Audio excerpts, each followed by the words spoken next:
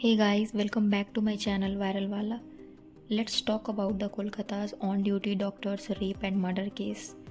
9 अगस्त को कोलकाता के आरजी कर government medical college and hospital में एक 31 इयर्स की पीजी डॉक्टर का हॉस्पिटल के सेमिनार रूम में रेप करके उनका मर्डर कर दिया गया।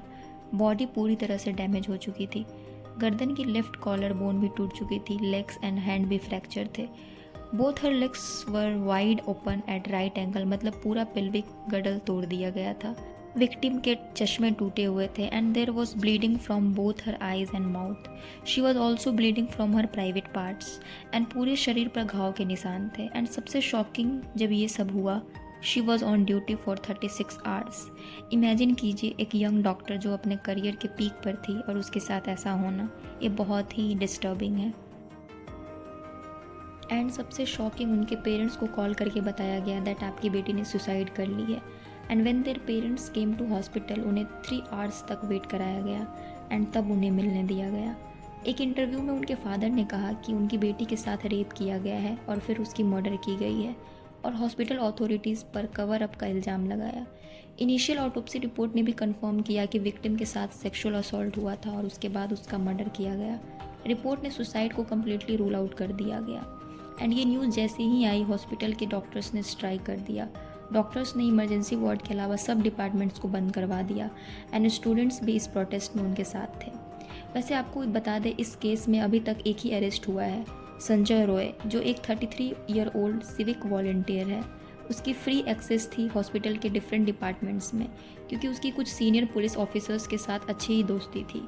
सीसीटीवी फुटेज और एक टॉन ब्लूटूथ ईयरफोन से उसका लिंक मिला था।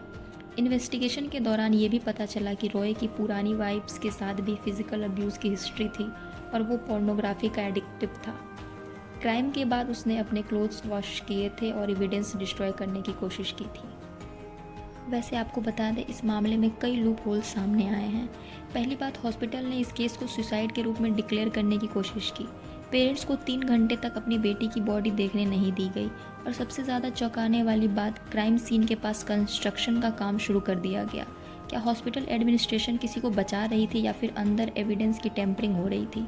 और इस सबसे ज़्यादा शर्मनाक बात, उस कॉलेज के प्रिंसिपल ने बिना कोई ऑटोप्सी रिपोर्ट एंड बिना कोई प्रिलिमिनरी इन्वेस्टिगेशन किए डायरेक्टली जजमेंट पास कर दिया कि उस डॉक्टर को साइकोसिस नाम की एक मेंटल इलनेस थी और इसलिए उन्होंने सुसाइड किया।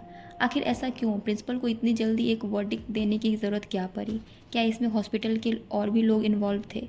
ये सब क्वेश्चन उनके पेरेंट्स भी कर रहे हैं। Let's see will they answer all of the questions और इवन आंसर मिलेंगे भी या नहीं। इन सब पे चीफ मिनिस्टर ममता बनर्जी का भी रिएक्शन आया है। उन्होंने डेथ पेनल्टी की डिमांड की है और हॉस्पिटल्स में सिक्योरिटी इन्हेंस करने की बात कही है। ये एक पॉजिटिव स्टेप है, लेकिन मेरे पर्सनल व्यूज़ हैं कि ये मेजर्स तब तक इफ़ेक्टिव नहीं होते जब तक ग्राउंड लेवल पे चेंजेस नहीं किए जाते। हॉस्पिटल्स और police force should take the accountability for all this.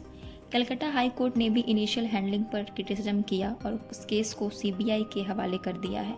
Principal के इन्वॉल्वमेंट को लेकर भी एक्शन लिया, जो पहले इंसिडेंट को कवर अप कर रहे थे।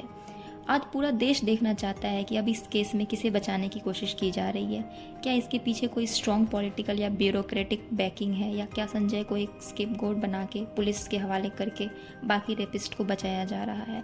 आफ्टर ऑल, अभी रिसेंट रिपोर्ट्स में सामने आ रहा है कि जिस ब्रूटलिटी से उस डॉक्टर को मारा गया, ये क्राइम कोई एक जन की बात नहीं है। This is a case of gang rape. 3 से 4 लोग इन्वॉल्व थे, एक को पकड़ा है। They should all be literally hunted and hang to death. There is no mercy should be shown. And you know, सबसे शेमफुल बात यह है कि हमारी सोसाइटी के कुछ लोग अनफॉर्चुनेटली विक्टिम को ही शेम करने लग रहे हैं। निर्भया केस में भी मैक्सिमम लोगों का पहला रिस्पॉन्स था कि वो लड़की आखिर देर रात तक बाहर थी ही क्यों, लड़की ने कैसे कपड़े पहने थे, लड़की कैसे बात कर रही थी एंड वॉट नॉट। लेकिन अब उन लोगों से मेरा सवाल है कि इस केस का क्या? इसमें तो वो लड़की अपने हॉस्पिटल में सिर्फ अपना काम कर रही थी। असली प्रॉब्लम ना किसी के लेट बाहर जाने में है, ना किसी के कपड़े पहनने में है। प्रॉब्लम है तो संजय रॉय जैसे लोगों में, उनकी सोच में। And when we are pointing fingers on the victim, we are giving criminals a free pass to do the crime. And now we need to come together and लड़कियों को ब्लेम करने के बजाय असली अपराधियों को सज़ा दिलानी होगी। आपका क्या ओपिनियन है इस पूरे केस पर? Let us know in the comments. And if you like the video, do share it and please subscribe to my channel. Thank you.